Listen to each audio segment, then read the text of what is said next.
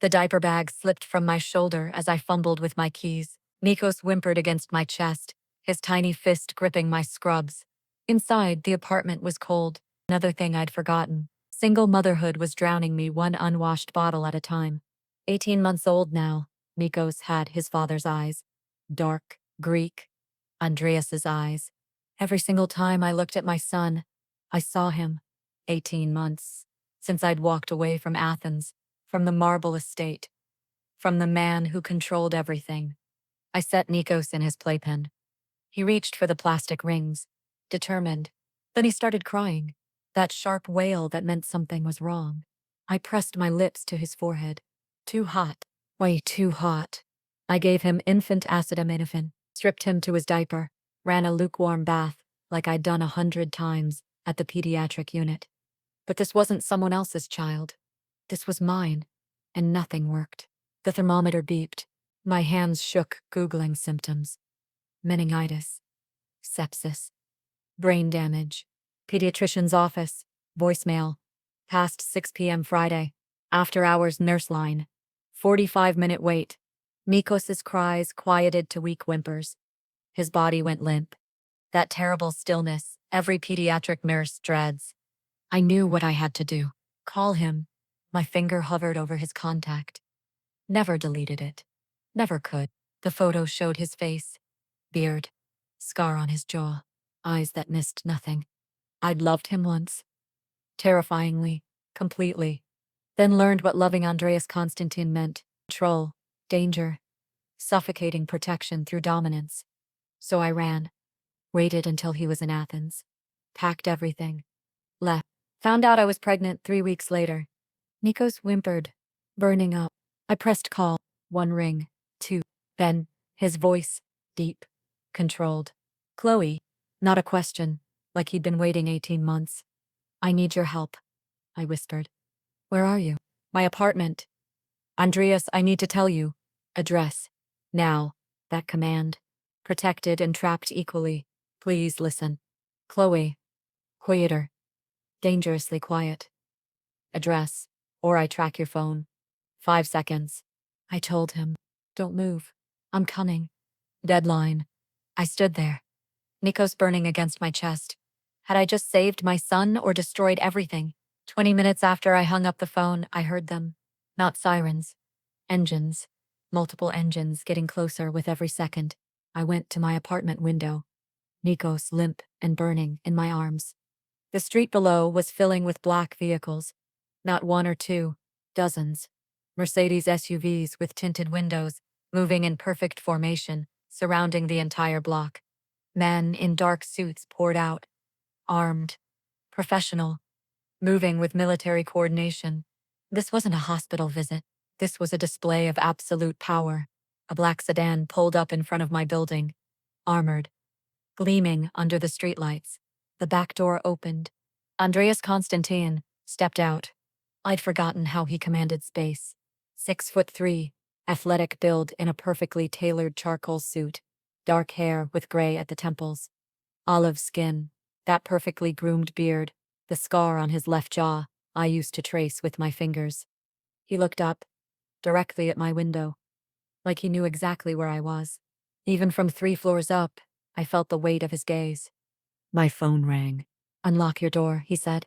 No greeting. Pure command. I'm coming up. Andreas. Wait. Unlock the door. Chloe. The line went dead. My hands shook as I went to the door, still holding Nikos. I turned the deadbolt with trembling fingers, slid the chain lock free. Then I heard footsteps.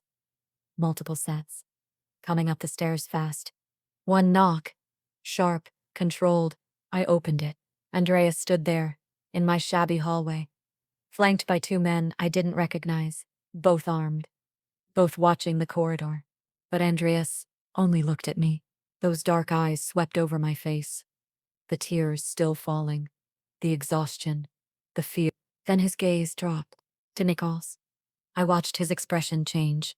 Watched him register the dark hair that matched his own. The olive skin. The age. 18 months old.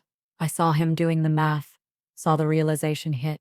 Chloe. His voice had gone very quiet. Dangerous. Whose child is that? My throat closed. Andreas took one step forward. Answer me. Whose child? Yours, I whispered. The word hung between us like a detonation. For 3 seconds, Andreas didn't move, didn't breathe, just stared at the son he didn't know he had. Then his hand came up. Slowly, his palm pressed against Nikos's forehead. He's burning up, Andreas said. His voice fractured. How long? 2 hours. Maybe 3. I gave him medicine, but nothing worked, and I called the pediatrician. Stop. He pulled out his phone. Stavros, I need Dr. Papadopoulos at this address in 10 minutes. Private house call. My son. Dangerous fever. I don't care what he's doing. Get him here now. My son. He'd said it so easily. Like 18 months of secrets had evaporated. Andreas ended the call. Looked at me. How long were you going to wait? His voice was quiet, controlled. But I heard the fury, the betrayal. How long before you told me I had a son? I was going to tell you eventually. When Chloe? When he graduated college? When I was too old to be his father? You didn't want children. The words exploded. You said kids were a weakness, a liability. That was before. His jaw clenched. Before I knew what I was missing. Nikos whimpered. Weak. Andreas stepped closer. Close enough that I smelled his cologne, cedar and something darker. Give him to me, he said. What? Give me my son. I hesitated, every instinct screaming not to let go. But Nikos was burning up. I was out of options. I transferred Nikos into his arms. Andreas held our son like glass, large hands cradling that tiny body with gentleness I'd never seen. Mikromo, he whispered. My little one. Amayado. I'm here. Nikos's eyes fluttered open. Confused. Feverish. Looking at this stranger. But something passed between them. Some recognition. Nikos's tiny hand reached up, grabbed Andreas's finger, held on, and I watched Andreas Constantine break. Not visibly, but I saw it in his eyes. In the way his jaw tightened, in how carefully he held that tiny hand. A doctor's coming, he said, not looking away from Nikos.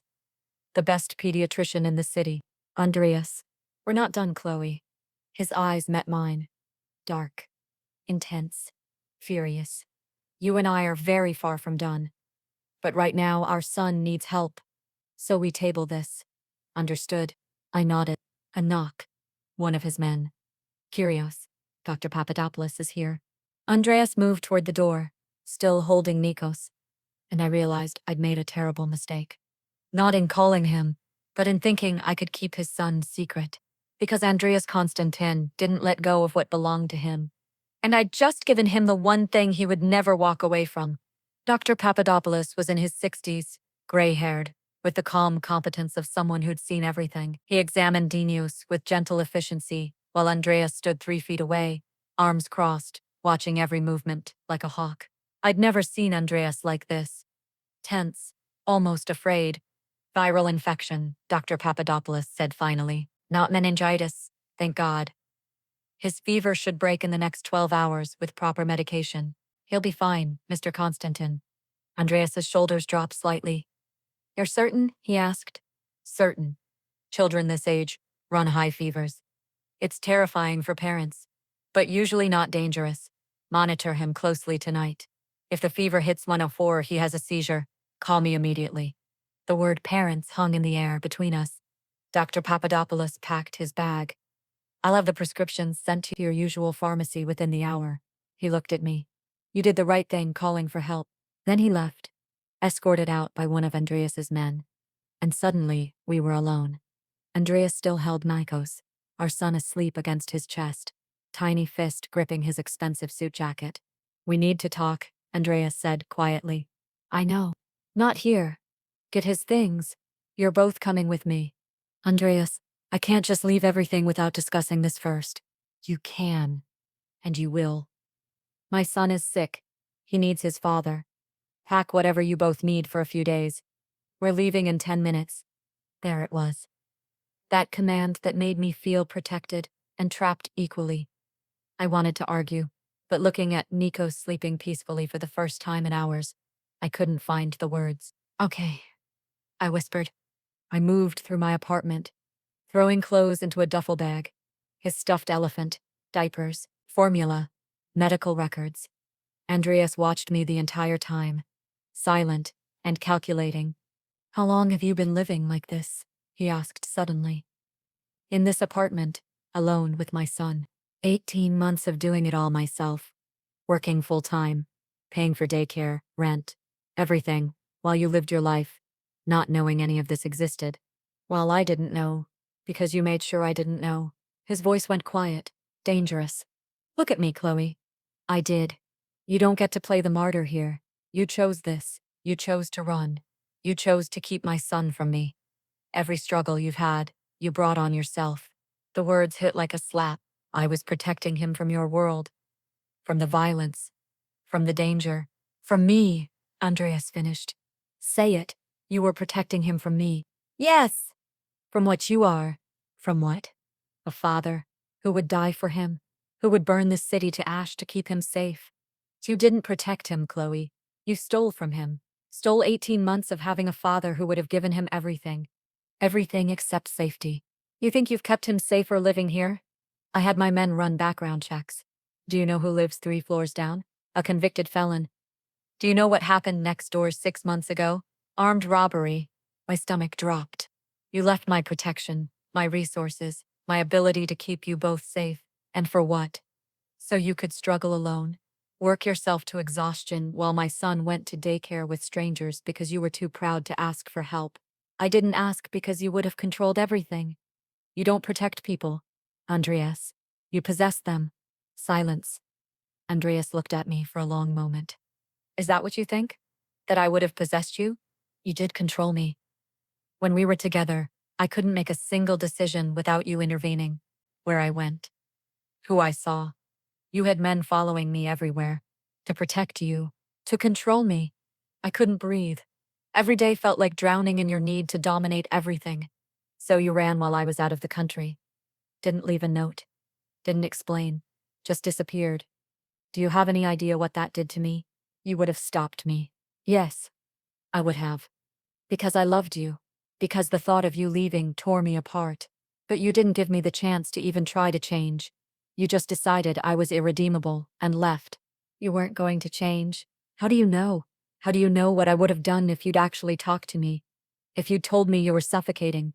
If you'd told me I was losing you? His eyes met mine, intense, and then you found out you were pregnant with my child. And instead of telling me, you kept him secret for 18 months. Nico stirred. Andreas looked down, his demeanor changing completely.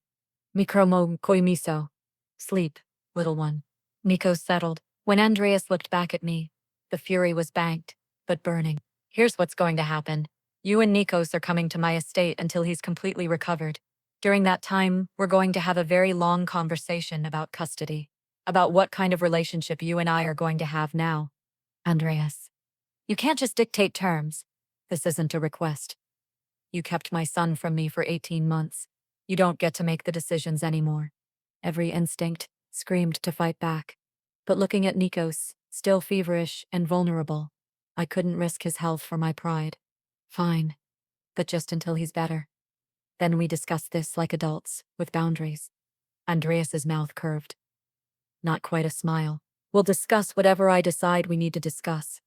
That's exactly what I'm talking about. Pack faster. We're leaving in 5 minutes. He didn't rage the way I'd expected. No threats beyond leaving with him. But Andreas always played the long game. He didn't need to rage, because he had exactly what he wanted. Nikos. And me, with no choice but to follow. I finished packing and grabbed my purse. Andreas was already at the door, Nikos sleeping against his shoulder. Let's go, he said. I followed him down the stairs into the night, where 40 black Mercedes still waited. Men in dark suits opened doors, creating a protective corridor. Andreas placed Nikos carefully in a car seat that hadn't been there before. Someone had installed it in the fast 30 minutes. He buckled our son in with surprising gentleness, checking the straps twice. Then he gestured for me to get in. I climbed into the back seat. Andreas slid in beside me. The door closed. The convoy started moving. And I realized, watching the city lights blur past, that I'd made a choice I couldn't take back. I'd called Andreas Constantin for help. and now he would never let us go. The estate appeared through the trees like something out of a movie. Wrought iron gates opened automatically as our convoy approached. The driveway wound through manicured gardens, past marble fountains, toward a sprawling mansion that looked more like a palace than a home. This was Andreas's world. The world I'd run from. The cars stopped in perfect formation. Andreas's men moved with practiced efficiency, securing the perimeter before anyone opened a door. This wasn't just wealth. This was power, control, everything I'd feared raising Nikos around. Andreas carried our still sleeping son toward the entrance. I followed, duffel bag over my shoulder, feeling completely out of place in my wrinkled scrubs and messy ponytail. The inside was exactly as I remembered: marble floors, crystal chandeliers, artwork that probably cost more than I'd make in a lifetime. Cold, beautiful, suffocating. A woman in her 50s appeared, elegant in a simple black dress. "Mr. Constantine, welcome home. Maria, prepare the blue guest suite, and have Dr. Papadopoulos's prescriptions picked up immediately. Bring them to me the moment they arrive." Of course. And the child? My son. Andreas said it with such finality, such ownership, that Maria's eyes widened only slightly before her professional mask returned. "Congratulations, sir. I'll prepare the nursery as well." "No need. He stays with me tonight. I want to monitor him myself." "With me? Not with us. With him." Already, Andreas was making decisions, taking control, exactly as I'd feared. "Follow me," Andreas said, heading toward the grand staircase. I followed him up 2 flights, down a hallway lined with portraits of stern-looking Greek men who all had Andreas's eyes. Family. Legacy. The weight of generations. He stopped at a door, pushed it open with his shoulder. The room beyond was massive. A 4-poster bed, sitting area, doors leading to what I assumed was a bathroom, and against one wall a crib. Brand new. Expensive. Already assembled. "When did you have time to set this up?" I asked. "I didn't. I made a phone call from the car. My staff handles everything." Of course they did. Because Andreas Constantin snapped his fingers, and the world rearranged itself to his specifications.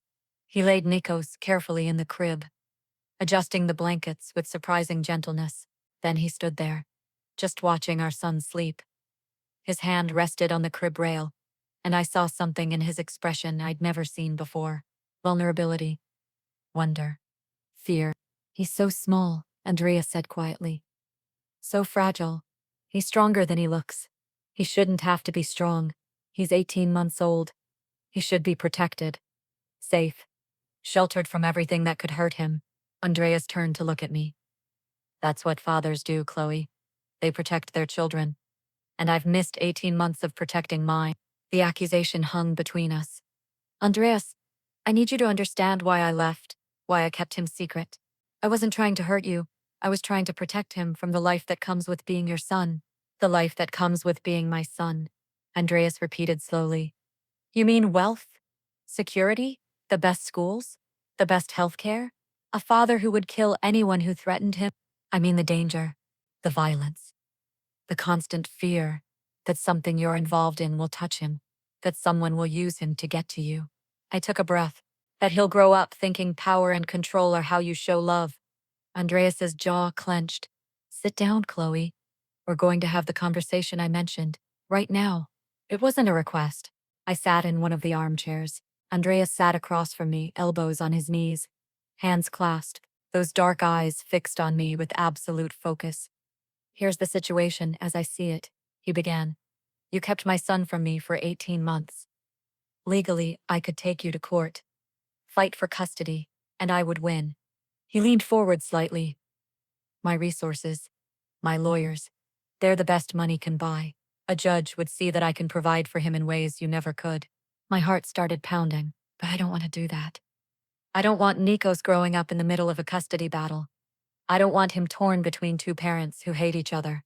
Andreas paused. "So I'm going to make you a proposition."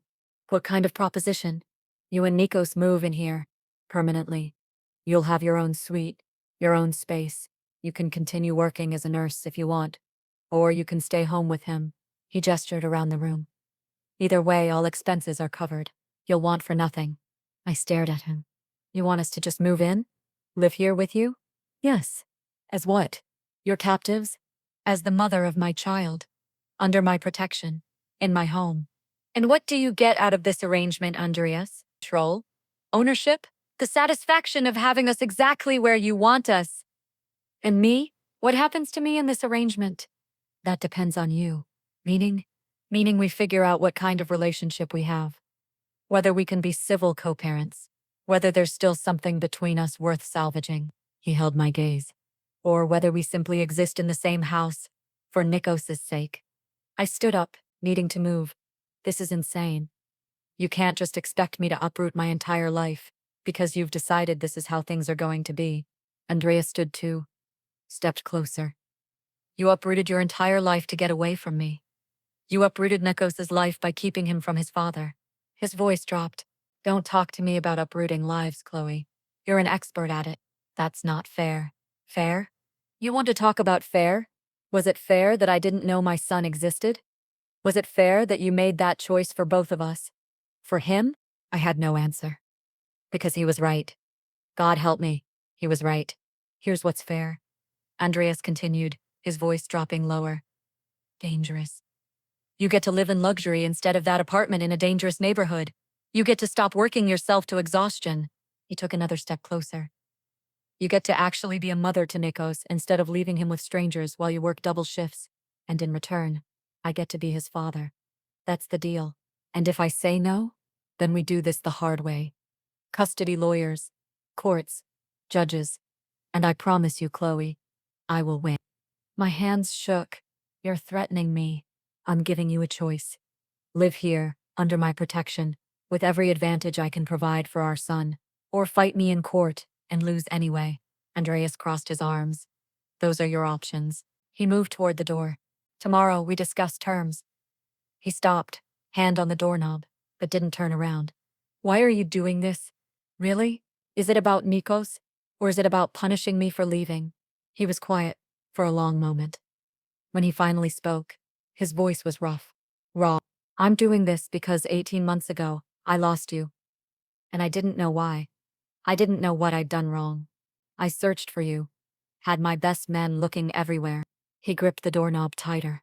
And you just vanished, like you'd never existed. He turned then, and the look in his eyes made my breath catch. Do you have any idea what that did to me? Thinking you were dead? Thinking something had happened to you? His voice dropped to barely above a whisper. And then, finding out tonight that you were alive, that you'd left by choice, and that you'd kept my son from me. He shook his head. I'm doing this because I'm not losing you again, either of you. Not to your pride, not to your fear, not to anything. Andreas's eyes locked on mine. You're mine, Chloe. You've always been mine. And so is he. The sooner you accept that, the easier this will be. He left, closing the door quietly behind him.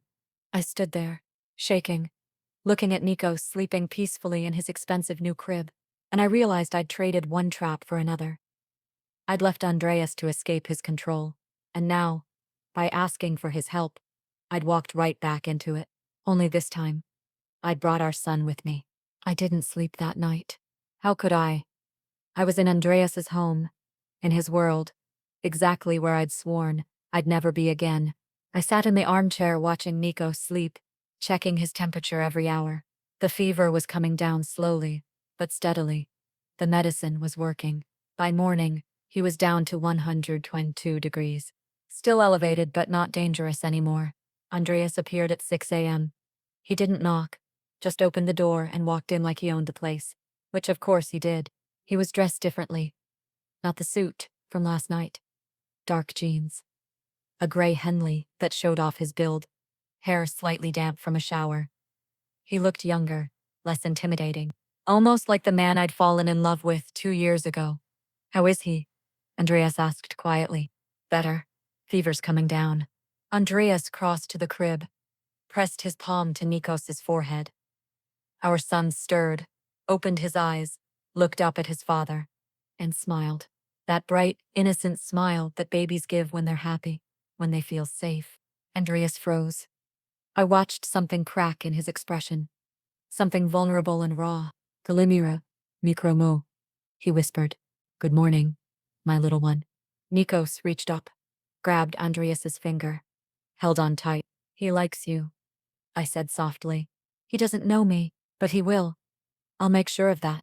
Andreas picked Nikos up, cradling him with surprising confidence for someone who'd only known about his son for 12 hours. Have you decided? Andreas asked, not looking at me, his attention completely on Nikos. Decided what? Whether you're staying, or whether we're doing this the hard way. I stood up, stretched. Every muscle ached from sitting in that chair all night. I don't have much of a choice, do I? There's always a choice, Chloe. You just don't like the options. Fine, we'll stay. Temporarily until we figure out a better arrangement. Temporarily, Andreas repeated. He finally looked at me. We'll see about that. Nico started fussing. Andreas handed him to me without hesitation. He's probably hungry. Maria's preparing breakfast. Come down when you're ready. He left. And I stood there holding our son, wondering what I'd just agreed to. 30 minutes later, I'd changed Nikos into clean clothes from my duffel bag and managed to make myself somewhat presentable. We went downstairs following the sound of voices and the smell of coffee. The kitchen was enormous, all marble countertops and professional-grade appliances. Maria was cooking what looked like a feast: eggs, bacon, fresh bread, fruit. Andreas sat at the kitchen island, tablet in front of him, coffee in hand. He looked up when we entered. Sit. Maria made enough food for 10 people. I sat, settling Nikos in my lap. He immediately reached for the banana slices on the counter. He likes bananas, I said. I'll remember that. Andreas made a note on his tablet. Actually made a note, like he was cataloging information about his son. You don't have to do that. I can tell you everything you need to know about him. I want to learn for myself, but I'm not refusing help. What else should I know? So I told him. About Nikos's routines, his favorite foods, his nap schedule, the way he loved water but hated having his face washed, how he was trying to walk but still preferred crawling. Andreas listened to every word, asked questions, made notes. It was surreal, domestic, almost normal. I need to go into the office today, Andreas said after breakfast. Just for a few hours. Urgent business I can't postpone. Maria will be here if you need anything. You're leaving? I said a few hours, Chloe. I'm not abandoning you. I'm running a business. Actually, several businesses. He stood, grabbed his suit jacket from the back of his chair. Make yourself at home. Explore. The estate is secure. My men are everywhere. You're safe here. Safe. That word again. His version of safety felt like a cage. But I didn't say that. I just nodded. Andreas paused at the door, looked back at Nikos. Something softened in his expression. I'll be back for lunch. We can discuss the long-term arrangement then. Then he was gone. The morning stretched long and strange. Maria showed me around the parts of the house that would be mine. My suite was 3 times the size of my entire apartment. Sitting room, bedroom, massive bathroom with a tub that could fit 3 people, and connecting to my suite, through a door, was a nursery. Fully equipped, expensive crib, changing table, rocking chair, toys that probably cost more than my monthly salary. Mr. Constantin had everything delivered this morning, Maria explained. He wanted it ready. This morning? How is that even possible? When Mr. Constantin wants something done, it gets done. Of course it did. Nikos was fascinated by his new nursery. He crawled around exploring, pulling himself up on furniture, babbling happily. His fever was almost gone. He was acting like himself again, and I was trying not to think about how easily Andreas had just provided all of this. How he'd snapped his fingers and created a perfect space for our son in a matter of hours. I took Nikos out to the gardens after his morning nap. The grounds were beautiful, perfectly manicured, paths winding through rose bushes and flowering trees. A fountain with stone dolphins, and men in dark suits stationed at regular intervals, watching, protecting, or guarding, depending on how you looked at it. Nikos loved the grass, kept trying to pick the flowers. I let him. What was Andreas going to do? Complain about a few damaged roses? He's beautiful. I spun around. Andreas stood 10 feet away. I hadn't heard him approach. He moved too quietly for someone so large. You said you'd be back for lunch. It's only 11. I finished early. Wanted to get back. He walked closer, crouched down to Nikos's level. How's he feeling? Much better. Almost back to normal. Andreas reached out. Nikos immediately crawled to him, climbed into his lap, handed him a dandelion he picked. For me? Andreas asked softly. Nikos nodded, said something that sounded like duh. Andreas went completely still. What did he say? He's learning words. That's just babbling. He doesn't actually know what it means yet. But Andreas's eyes had gone suspiciously bright. He held that crushed dandelion like it was made of gold. Come on, he said, standing up with Nikos in his arms. Let's have lunch. Then we need to talk seriously about the future. We ate on the terrace. Maria served Greek salad, grilled fish, fresh bread. Nikos sat in a high chair that definitely hadn't been there this morning, making a mess with cut-up pieces of fish and tomatoes. I want to make this official, Andreas said. I want my name on his birth certificate. I want to claim him legally as my son. Andreas, that's complicated. There are forms, legal processes, which my lawyers can handle. All you have to do is sign papers. Agree to the change. He wiped Nikos's face with surprising gentleness. I want him to have my name, Nikos Konstantin. I want the world to know he's mine. And what about me? What name do I have in this arrangement? Andreas's eyes met mine. Dark. Intense. That depends. Are you still Chloe Hughes? Or do you want to be something else? The implication hung heavy between us. I'm not marrying you, Andreas. I didn't ask you to. Yet. He leaned back in his chair. But you will take my name eventually, when you remember why you fell in love with me in the first place. I left you because I remembered why I shouldn't have loved you at all. No. You left because you were scared. Scared of how much you felt. Scared of losing yourself in me. Scared that loving me meant giving up control. He stood up, came around the table, stood behind my chair, close enough that I could feel the heat of him. But here's what you're learning, Gapimu. You never had control. Not with me. Not with us. That's what terrified you. That's why you ran. His hand touched my shoulder. Just his fingertips. Barely a touch. But I felt it everywhere. I'm not going to push you, Andreas said quietly. I'm not going to force anything. But I'm also not letting you run again. You're here, under my roof. Under my protection. And you're going to remember everything we had. He moved away. Think about the birth certificate. I want an answer by tomorrow. Then he picked up Nikos. Come on, little one. Let's go explore while your mother thinks. And he walked into the house, carrying our son, leaving me sitting there with my heart pounding and my hands shaking. Because he was right. I was scared. Not of him, but of how much I still wanted him. 3 days passed, in a strange domesticity I hadn't expected. Andreas worked from home most of the time. His office was on the first floor, and I could hear him on calls in Greek, his voice rising and falling with authority and command. But every few hours, he'd appear. Check on Nikos. Play with him. Learn his routines. He was trying. Actually trying to be a father. And it terrified me how natural it looked.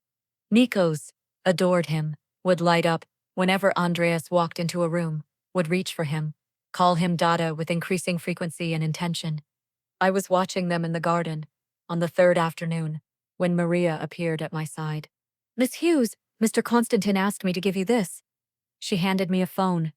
Brand new. Expensive. What's this? Your new phone. Mr. Constantin had it set up for you.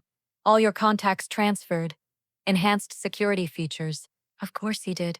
More control. More monitoring. But when I turned it on, I saw he'd set the lock screen photo to one of Nikos. The background was a picture I'd taken last month of Nikos laughing. He'd gone through my old phone, found my photos, chosen the ones that mattered. It should have felt invasive. Instead, it felt intimate. I was losing my perspective, forgetting why I'd left in the first place. That evening, Andreas came to my suite, while I was putting Nikos down for the night. He stood in the doorway of the nursery, watching me rock our son to sleep.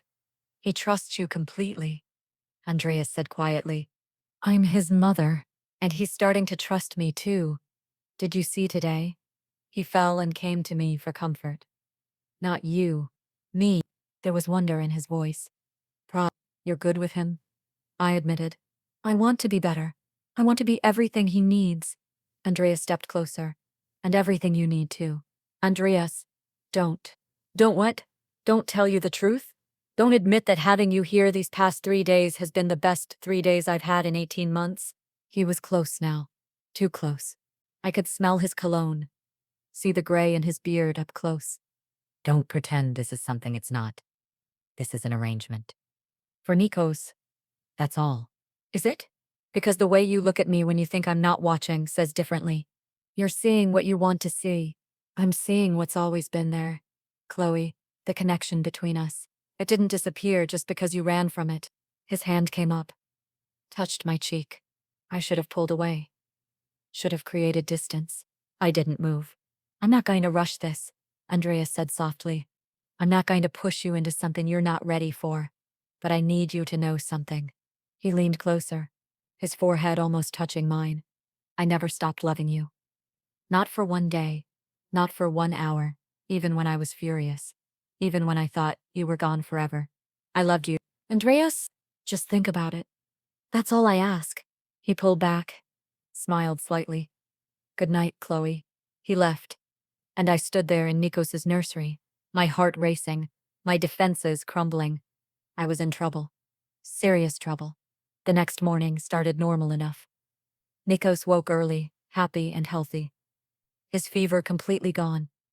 Back to his energetic, curious self. I took him downstairs for breakfast. Andreas was already in the kitchen, suit on, phone to his ear, speaking rapid Greek, but his expression was different. Tense. Angry. He saw us. Held up one finger. Wait. Then back to the phone. Ochi. Den, data epitreso, arreston dora. No. I won't allow it. Find him now. He hung up, looked at us, and I saw something in his eyes I hadn't seen in days. Fear. What's wrong? I asked. Nothing you need to worry about. Business issue. Andrea. He hesitated, then sighed. Someone's been asking questions. About me. About my family. About whether I have any children. My blood went cold. Who? Papadakis faction. Greek organized crime. They've been trying to move into my territory for months. I've held them off, but they're getting more aggressive. He ran his hand through his hair. They know about Nikos. I don't know how, but they know. Oh God! It's fine. It's handled. I'm increasing security. No one gets within a mile of this estate without my knowledge. As if on cue, the front door opened. A man entered, tall, broad-shouldered, with a scar running down his left cheek. He moved with lethal grace. Stavros, Andreas said. Status? Perimeter. Secure. 20 additional men in position. Surveillance upgraded. No movement detected. Good. I want hourly reports. Anything unusual, you tell me immediately. Stavros nodded, his eyes flicked to me and Nikos. The family? They don't leave the estate. Not until this is resolved. Understood, Kyrios. Stavros left. Andreas turned to me. This is exactly what I was afraid of, I said. This is why I left. Because being connected to you puts Nikos in danger. Being my son puts him in danger. That's not changing whether you're here or not. At least here, I can protect him. Protect both of you. By making us prisoners? By keeping you alive. Andreas's voice rose. Then he caught himself, lowered it. I'm sorry, but you need to understand. These aren't reasonable people. They don't negotiate. They don't compromise. They hurt what's important to you to make you weak. He stepped closer. You and Nikos are what's important to me. That makes you targets. And I would rather die than let anything happen to either of you. Before I could respond, his phone rang. He glanced at it, frowned. I need to take this. Don't go outside today. Stay in the house. He answered the phone, walking toward his office. Savine? What's happening? I sat down, holding Nikos close. He was oblivious, playing with his toy elephant, making happy babbling sounds. He had no idea his father was one of the most dangerous men in the city, that people wanted to hurt him to hurt Andrea, that my choices had led us here. The morning dragged. Andreas was on and off the phone constantly. I could hear his voice from the office, sometimes calm, sometimes sharp, with authority. Stavros came and went. Other men I didn't recognize. All armed, all moving with purpose. By afternoon, the tension in the house was palpable. Maria brought lunch to my suite. Mr. Constantin thought you'd be more comfortable eating here today. Is it that bad? Maria hesitated.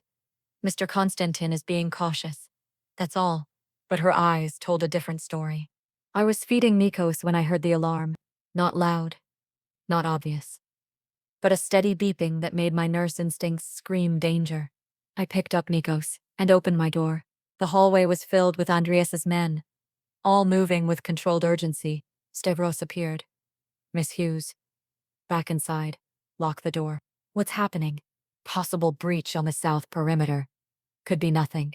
But Mr. Constantin wants you secure. Where's Andreas? Handling it. Please, inside. Now. He wasn't asking.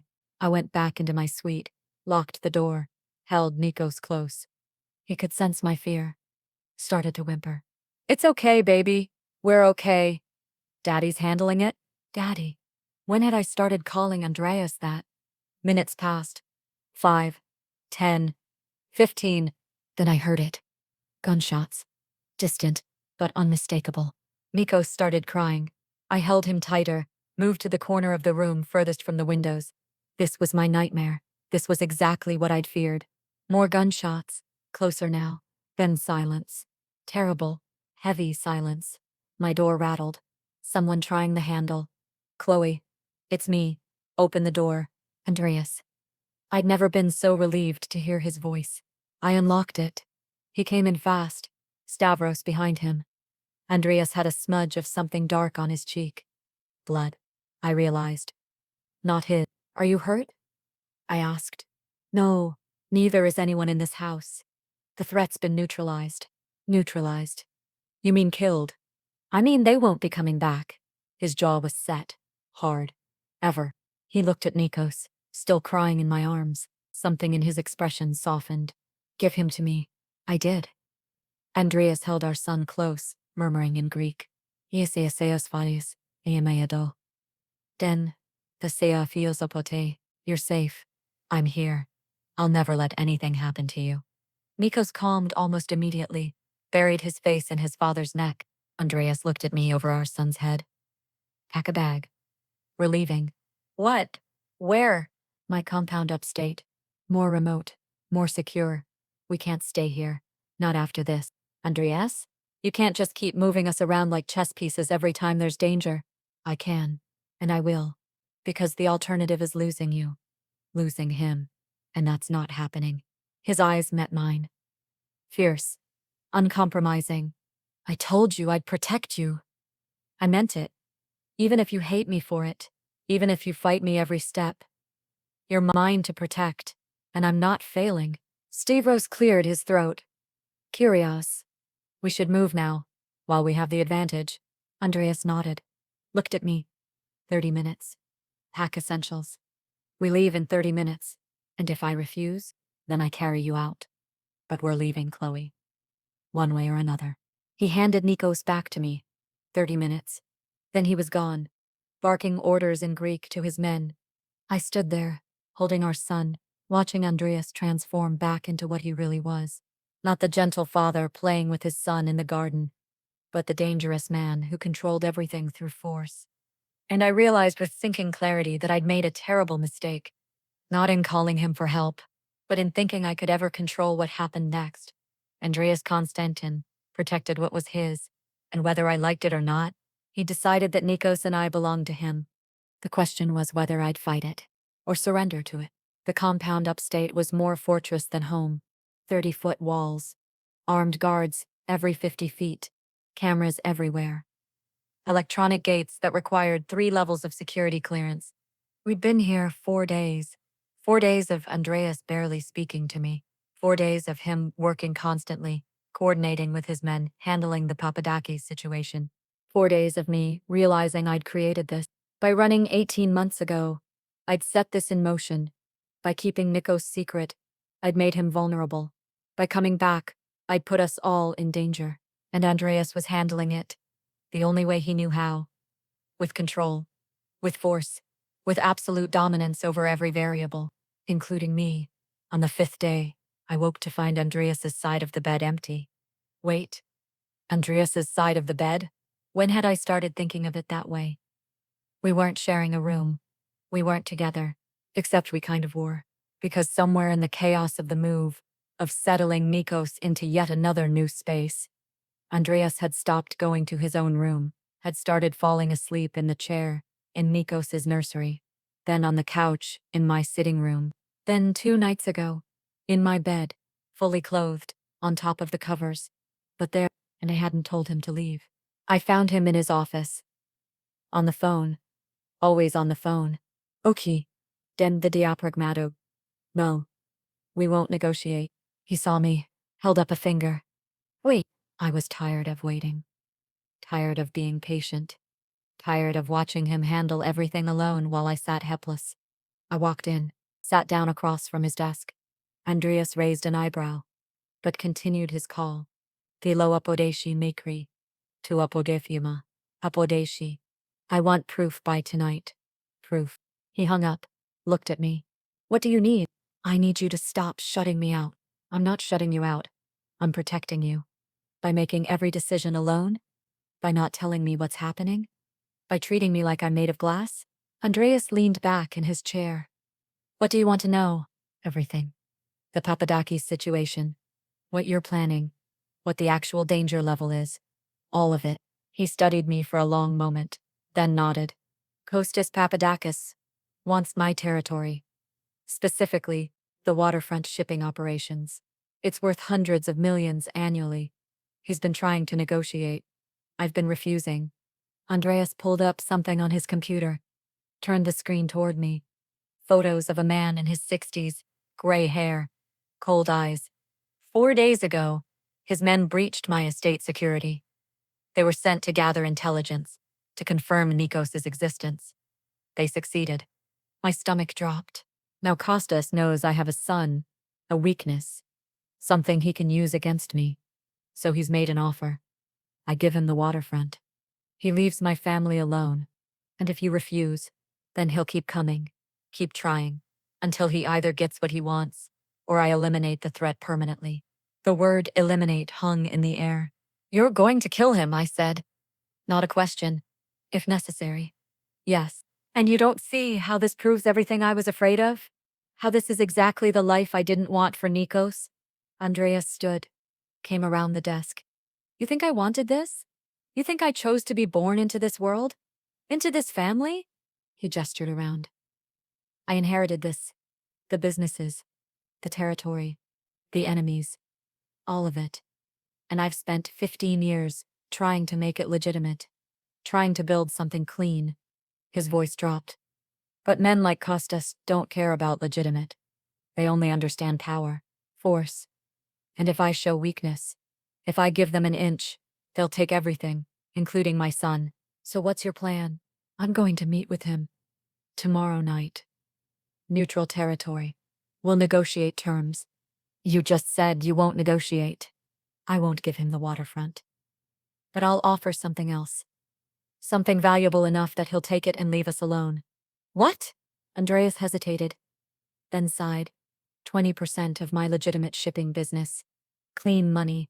Legal contracts. It's worth less than the waterfront, but it's sustainable. Legitimate. No risk of federal investigation. And if he says no, then I do what needs to be done. I stood up, moved closer. Let me come with you. Absolutely not. Andreas, if this is about family, about protecting Nikos, then Kostas needs to see me, needs to see that we're united, that attacking us means attacking both of us. No, it's too dangerous. Everything about your life is dangerous. But if I'm going to be part of it, if Nikos is going to be part of it, then I need to be more than just something you protect. I need to be your partner. Andreas stared at me. Partner? Yes. Equals. Not captor. And captive. Not protector. And protected. Partners who make decisions together. Something shifted in his expression. You're serious. Completely. He was quiet. For a long moment. Then nodded slowly. Okay. You come. But you stay in the car with Stavros until I signal it's safe. And if anything goes wrong, you leave immediately. No arguments. Deal. Andreas pulled me close. Not sexual. Just close. You're braver than I gave you credit for. I'm terrified. But I'm tired of running. Tired of letting fear control me. His hand came up, cupped my cheek. I'm sorry. I made you feel controlled. I thought I was protecting you. I didn't realize I was suffocating you. And I'm sorry I ran. Sorry I kept Nikos from you. I thought I was protecting him. I was really just protecting myself. We stood there, forehead to forehead, finally honest with each other. We can't keep doing this, I whispered. The control, the secrets, the fear. I know. So what do? We try something different. We trust each other. Really trust. Even when it's terrifying. I pulled back slightly, looked at him. Can you do that? Can you let go of control enough to trust me? Andreas smiled. Sad. Honest. I don't know. But I'm willing to try. For you. For Nikos. For us. That's all I'm asking. He kissed my forehead. Gentle. Tomorrow night, we face Costas together. And then we figure out what comes next. Together. I repeated. Together. That night, after putting Nikos to bed, I found Andreas in his office again. But this time he wasn't on the phone. He was just sitting, staring at a photo on his desk. I came closer. Saw what he was looking at. A picture of me. From 2 years ago. Before I left. I was laughing at something off camera. Happy. Unguarded. You kept that? I said softly. I kept everything. Every photo. Every text. Every voicemail. I couldn't let you go. Even when you were gone. He looked up at me. I was angry when you left. Furious. But underneath that was just pain. Just the feeling that I'd lost the only person who'd ever really seen me. I saw you, Andreas. That's why I had to leave. Because I saw how much of yourself you were losing trying to control everything around you. I know. And you were right to go. I just wish you'd given me the chance to change before you did. I sat on the edge of his desk. Can I ask you something? Anything. That night. The night I left. You were in Athens. What were you doing there? Andreas was quiet. Then he pulled out his phone. Showed me something. A real estate listing. A house in a quiet neighborhood. Big backyard. Near good schools. I was meeting with a realtor. Looking at properties. Because you'd mentioned wanting something normal. Something away from the estate. And I was trying to figure out how to give that to you. My breath caught. You were going to buy us a house? I was going to try to be the man you needed. Less work. More time with you. A life that felt normal. He put the phone down. And then I came home, and you were gone. And I realized I'd waited too long. I reached out, took his hand. You're getting a second chance. We both are. Let's not waste it. Andreas pulled me closer, into his lap, his arms around me. I love you, he said quietly. I never stopped, even when I should have. I love you too. That's what made leaving so hard. We sat there, holding each other, finally honest, finally vulnerable. Tomorrow we'd face Costas, face the danger. But tonight, we had this moment of truth, of connection, of finally choosing each other from a place of strength instead of fear. The meeting with Costas was set for 8 p.m. at a warehouse on neutral ground. Andrea spent the day preparing, not just security, but strategy. And for the first time since I'd known him, he asked for my input. What do you think? He asked, showing me his proposal. Is this reasonable? You're actually asking me? You said you wanted to be partners. Partners consult each other. It was small, but it was real change. We left at 7:30. Stavros drove. 4 other vehicles in our convoy. Andreas held my hand. The entire drive. If anything feels wrong, he said quietly. Anything at all. You leave. Promise me. I promise. But nothing's going to go wrong. You don't know that. No, but I trust you to handle it. He squeezed my hand. That means more than you know. The warehouse was exactly what you'd expect. Concrete. Industrial. Men with guns on both sides. Costas waited inside. Older than his photos, but his eyes were sharp. Calculating. Andreas Constantin. Costas said, in accented English. You brought a woman to a business meeting. This is Chloe Hughes, the mother of my son. My partner. Anything you say to me, you say to her. Costas's eyebrows rose. Interesting. You've changed, Andreas. Your father would never have allowed such a thing. I'm not my father. No, you're not. Costas gestured to chairs. Shall we talk? The negotiation took 40 minutes. Andreas was brilliant, calm, strategic, offering just enough to make the deal attractive, holding firm on what mattered. And when Costas tried to push for more, Andreas didn't explode, didn't threaten, just calmly explained why that wasn't acceptable. It was masterful. Finally, Costas nodded.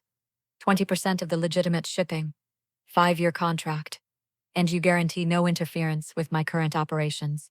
Agreed. But in return, my family is completely off limits. You don't investigate. You don't surveil. You don't even think about them. Done. Costas extended his hand. You have a deal, Andreas. They shook. And just like that, the threat was over. In the car ride back, Andreas was quiet, processing. You did it, I said softly. We did it. Having you there changed the dynamic. Made it clear this isn't just business. It's family. So what now? Now we go home. To our son. And we figure out what our life looks like. When we got back to the compound, Nikos was still awake. Maria had let him stay up late. He ran to Andreas the moment we walked in. Dada. Andreas scooped him up, held him close. Mikromo. I missed you. Nikos patted his father's face, then reached for me. Mama. We stood there, the three of us, finally feeling like a family. After putting Nikos to bed, Andreas and I sat on the terrace, stars overhead, cool night air. I've been thinking, Andreas said, about what you said, about control, about partnership. And I want to try something different. I want us to make decisions together. Real decisions. Not just me asking your opinion after I've already decided. He turned to face me. I want you to have equal say. In Nikos's life. In our life. In everything. That scares you, doesn't it? Terrifies me. But not as much as losing you again. I took his hand. I need to tell you something, too. About why I really left. Andreas waited. I left because I was scared of how much I needed you. How much I wanted to surrender to you. I kept telling myself it was about control, about your dominance. I took a breath. But the truth is, part of me liked it. Liked having someone so strong make all the decisions. And that terrified me more than anything. Why? Because I was raised to be independent, strong, self-sufficient. And with you, I wanted to just let go. Stop fighting. Stop proving myself. I looked at him. I left because I was becoming someone I didn't recognize. Someone who needed you more than she needed herself. Andreas pulled me closer. And now I realize, it's not about needing versus not needing. It's about choosing. I choose to be with you. Not because I need you to save me, but because together we're stronger. I choose you too, Andreas said softly. Not because I need to control you, but because loving you makes me better. He kissed me, gentle at first. Then deeper. 2 years of longing, of missing each other, of finally being honest. When we pulled apart, both breathing hard, Andreas rested his forehead against mine. Marry me, he whispered. What? Marry me. Not because I'm demanding it. Not because of Nikos, but because I love you. Because I want to spend my life choosing you. Every single day. Andreas. You don't have to answer now, just think about it. Think about what we could build together. As real partners. As equals. I smiled. Ask me again in 3 months. After we've proven we can actually do this. Actually be partners. 3 months? 3 months. If we make it that long without falling back into old patterns, then yes, I'll marry you. Andreas grinned. Challenge accepted. He kissed me again. I'm going to spend the next 3 months proving I can be the partner you need. And I'm going to spend it proving I can trust you without losing myself. Deal. We sat there under the stars, finally on the same page, finally moving forward together. What happens tomorrow? I asked. Tomorrow, we start our new life. Together. As partners. As a family. I like the sound of that. So do I. Agapimo. So do I. 6 months later, the estate didn't feel like a prison anymore. It felt like home. Nikos was 2 years old now. Running. Talking in full sentences. Half in English, half in Greek. He had Andreas's eyes and my smile. and he was loved. Completely. By both of us. I was in the garden watching Nikos play when Andreas appeared. He'd been in the city all day handling business. How was the meeting? I asked. Productive. But Papadakis' partnership is actually working. Who knew negotiation could be more effective than threats? He grinned, pulled me close. I learned that from a very smart woman. Smart and humble. That too. He kissed me. I have something for you. He pulled out a small box. Opened it. A ring. Simple. Elegant. A single diamond. It's been 3 months, Andreas said softly. Actually, it's been 6. And every single day I've chosen you. Chosen us. Chosen to be the partner you deserve. Andreas, so I'm asking again. Chloe Hughes, will you marry me? Not because you have to, not because of Nikos, but because you choose me. Because you love me. I looked at him. This man who'd changed. Who'd learned to trust. To share control. To be vulnerable. Yes, I whispered. Yes, I'll marry you. He slipped the ring on my finger. Kissed me like he'd never let go. Nikos ran over. Mama, Dada, play. Andreas scooped him up. We're playing, Mikromu. We're celebrating. Why? Because Mama said yes. Yes to what? Yes to being a family. Forever. Nikos clapped. Yay! Family! We stood there, the 3 of us. Andreas holding our son, me leaning against him. Finally complete. Thank you, Andreas said quietly. For giving me a second chance. For teaching me what love really means. Thank you for proving people can change. That strength isn't about control. It's about trust. I love you. I love you too. Nikos squirmed. Down. Play. Andreas set him down. Nikos ran off chasing butterflies. Ready for this? Andreas asked. Marriage. Partnership. Forever. With you? Absolutely. He pulled me close. Agapimo. My love. My partner. My equal. Forever. I whispered. Forever.